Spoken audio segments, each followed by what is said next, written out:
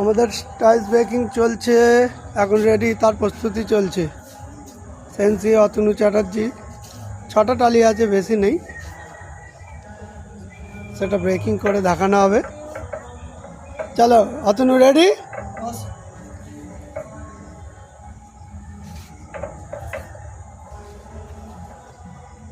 One two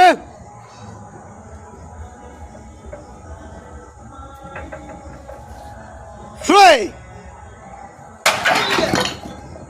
very good.